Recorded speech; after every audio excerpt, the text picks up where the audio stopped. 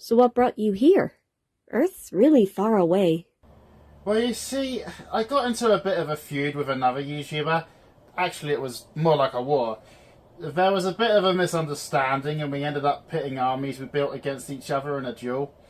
He had a collection of friends, and I mainly had a fleet of Daleks. Wait, you had an army of Daleks? Oh, don't get me wrong, it's not like you're thinking. You see, I never really had the intention of taking over Earth or anything like that. These Daleks are artificially designed to follow my orders. They weren't pure Daleks.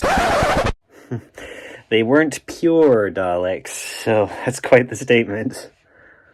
So, the lore behind Doctor Who is like, that's the reason the Daleks turn on Davros is because they have a distinct idea of what pure is with their DNA and stuff. So, in the past, Davros has made his own Daleks that are loyal to him, and the other Daleks look at them as impure because they're not to the.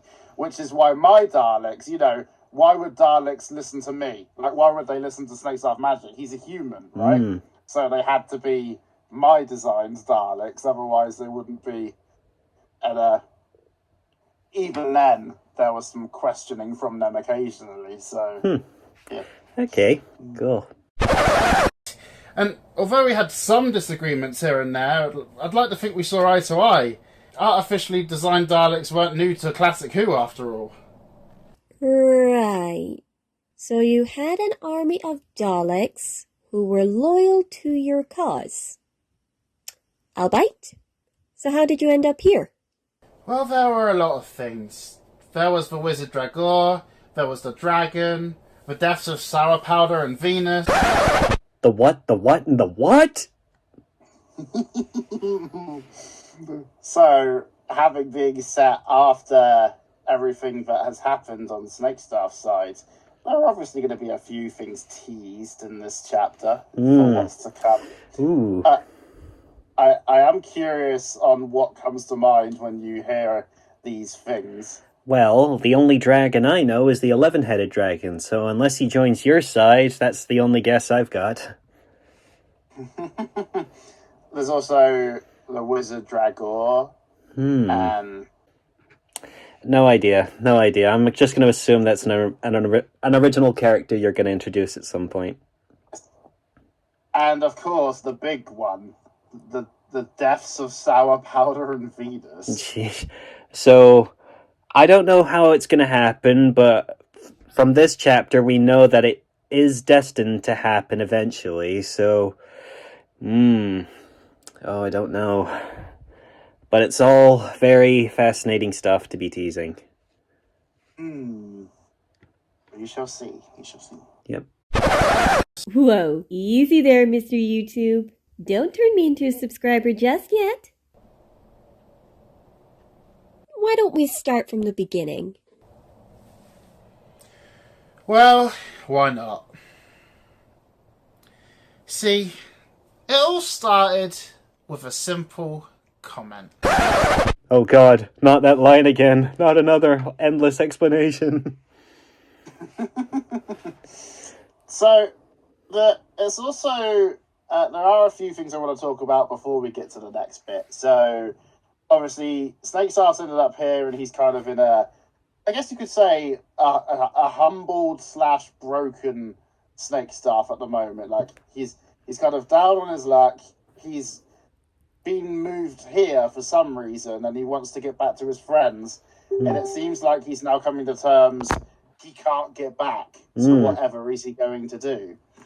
And while he's ended up here, you've got Vicky, who is not really... She's kind of frowned upon by the quote-unquote town she's living in, and people are looking down on her. Hence the title Misfits, because these two individuals who are a bit down on their luck have met each other, and they've made somewhat of a bond with each other. So the whole of Chapter 8 was going to be called Misfits, but because it was long, it ended up being 2. Right. Also, I felt like, just a completely different note, when you have long scenes of just characters talking, I couldn't have Vicky just have their wings still in the background. I felt like I needed to animate the wings. And it looks did a great. pretty good job. Yeah. Yeah. It shows what you can do with Microsoft PowerPoint, eh? Yeah.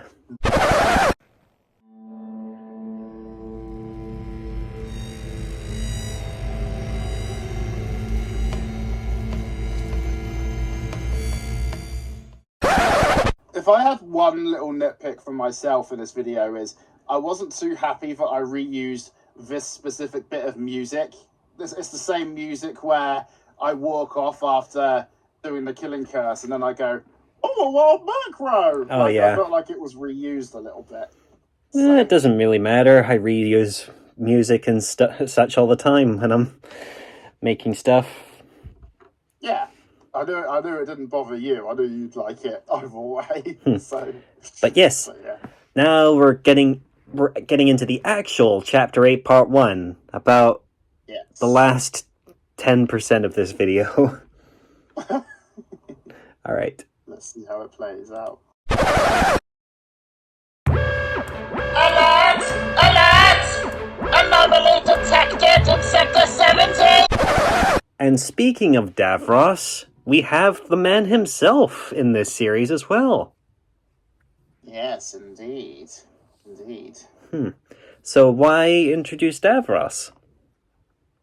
So, now that Chapter 8 Part 2 has come out, the idea behind this is while Snakestaff was in his absence, basically while he was dead, Davros saw his opportunity and kind of swooped in and took control of the Daleks for himself. So he was going to be like, okay, now I'll just take over the Earth like I normally would. Yeah. But then your actions stop his plans. Ah. So basically you saved the world from Davros and the Daleks because they would have been a threat to both of us and to everything. So what I did like, though, was your reaction when Davros came on screen, because you were like, because you go to say he's part of the FvS universe now, and you can. Well, yeah, it's like I've watched Doctor Who enough that I recognize his outline and his hover chair, so yeah, it was quite the surpriser. And this art of Davros I'd had lying around from a different project for years, so I thought, oh, good. Well, the Daleks as well, technically. But then I also had to add certain things, like him pointing and things like that. Yeah.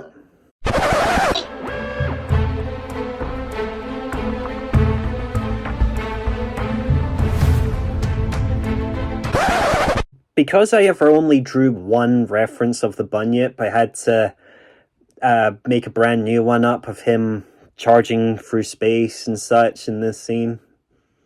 Yeah, and it looks good. Yeah, so for those of you who have watched our scrapped ideas video, this was basically a reworked idea that you had for some point after Chapter 6. Yes. So when I was brainstorming ideas, I had this idea of Fresh just flying into space Superman style and hurling this massive blue fireball at the fleet and just destroying it. But once you introduced the Bunyip, I was like, okay, I can kind of tweak that. I can kind of still do that, but the Bunyip will be the one to destroy them rather than Fresh doing it. So it works quite nicely. Yep.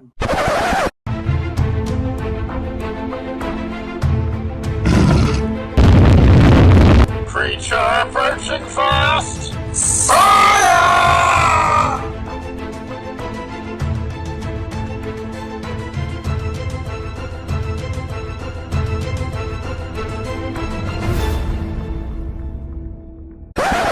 And it's dead.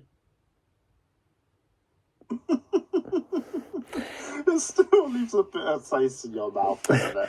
Well, I've at the end of my reaction, I kind of bring it up, like, 4 years of waiting. Oh boy, this chapter is going to be amazing. And to have, like, that 4 years worth of waiting summed up in, like, 20 seconds, I was like, is that it? Is that it? It's like It's like that scene from Indiana Jones where the swordsman's preparing to fight Indy and Indy just shoots him in the face and that's it. That's what it felt like. Okay. That's what it felt like with this scene. The thing, it's a case of if you take too long to get something made, the build-up in other people's minds has potential to be disappointed when you get round to it. Because what I hoped it would be was you'd think, oh, this is an awesome scene. The Bunyip goes in there. Obviously, I can't animate a whole fight scene with loads of missiles and stuff like that. But you can imagine a fight happened, and then by the end of it, it scrolls up and he's taken the fleet with him. But from what I could tell, you didn't catch on that the fleet had been destroyed. You thought the Bunyip had just died, right? I mean, a little bit, yeah, because, I mean, I knew for a fact that the Bunyip wasn't going to survive this, but I just assumed, there's got to be a little bit more to it than that. It's like, surely there must be some battle before the Bunyip's inevitable heroic defeat, but no, both he and the Cybermite perish in the onslaught of missiles, so you can understand why I was a little disappointed with the outcome with this. But part two made up for it with the explanations and such. Yeah, because the way to look at it is the Bunyip took out my army single-handed here, and Davros at the same time, who happened to be, even though Snakestaff wasn't in charge of the fleet anymore. But the what I loved about this in particular, though, before this was Cameron's video where you first meet the Reapers. Yeah. And they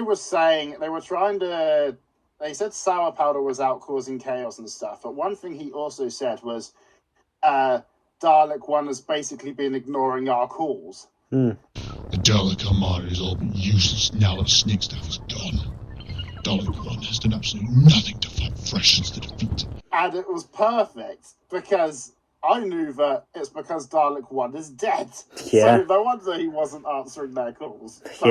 But he didn't know that, so it was perfect. It just synced up again, which was amazing. Yeah. So...